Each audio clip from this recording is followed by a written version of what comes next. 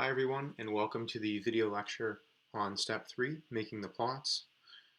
This is the third part, obviously, after skimming and histograms, so you should have already completed those. And I'll show you my output.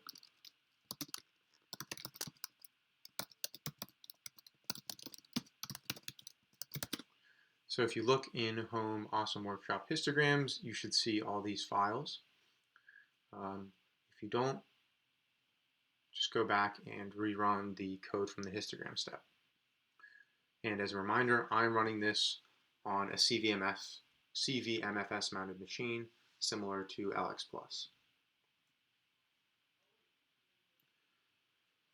So in this step, the most important thing to know about the plotting step is that we are doing a data-driven background estimation in this step.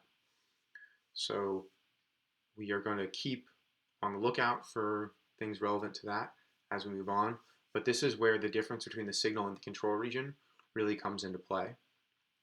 So we see a couple lines of bash script that we need to run. So I'm going to run the first line just to make a new directory.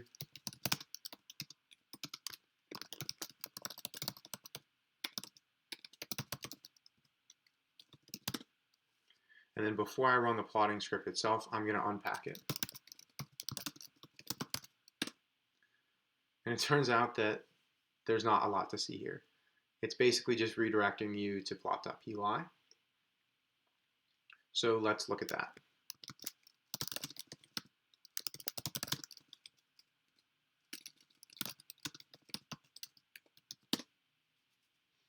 So this file has a lot going on. Most of it is cosmetics. Most of it is how we get the plot in our web browser on the left here to look like this. So if you look at this plot and think, wow, that's really pretty, and I wouldn't know how to make a plot that looks that nice in root, and maybe in particular, I wouldn't know how to make 50 of these plots for all of our variables in a way that was really concise and easy, then you should read this plot.py file in detail. But for this lecture, I'm going to skim over all of the cosmetics of plotting, and I'm going to focus on the nuts and bolts of the QCD background estimation, which is the important part. So as always, I'm going to scroll down looking for a main method. And as usual, we see that the Pythonic magic main method is basically redirected to this user-defined main method. So let's look for that method.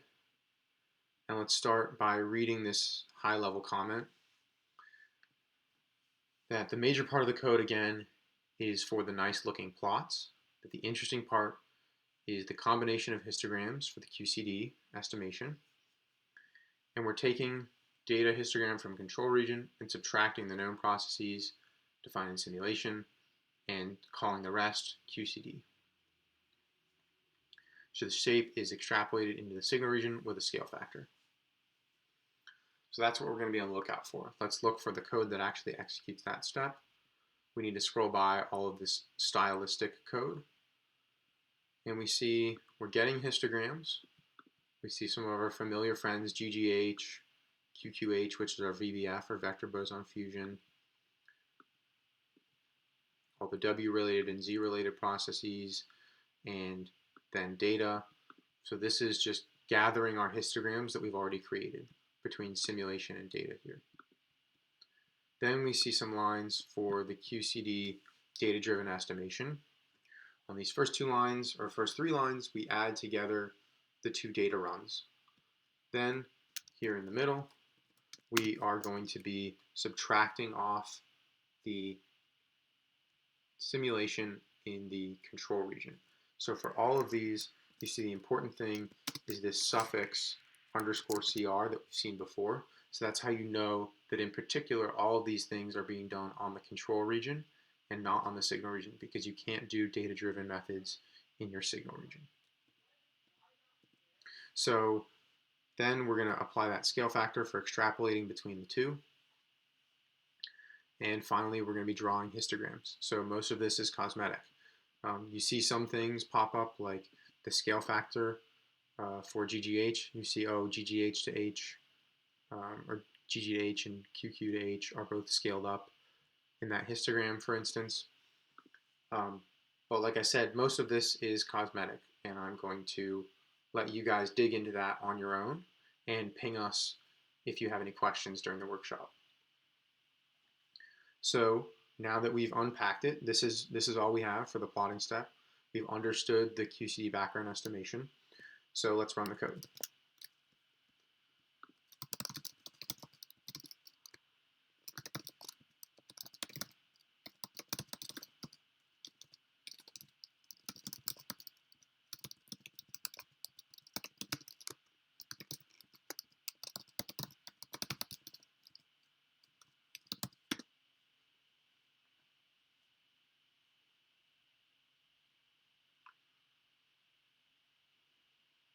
All right, and the code has run.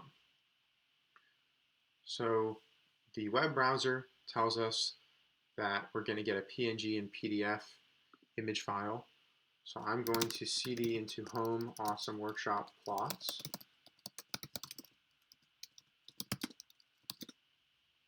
And you should see output like this. The first file, the first plot shown here in the web browser is the visible die tau mass. So that's what I'm going to look at.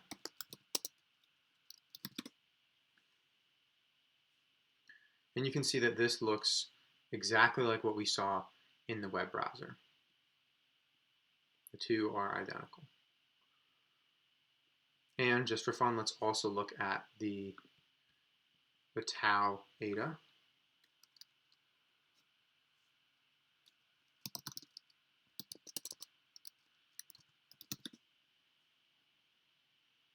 And again, this is what we see in the web browser. It looks like I may be plotting the wrong one, so let's run it again, eta 2. Yeah, okay, so this is the right one. This is plotting the tau eta. So that's it. We've seen agreement with the web browser and our output, and we've done the background estimation. So that concludes this video, and I'll see you in the next one.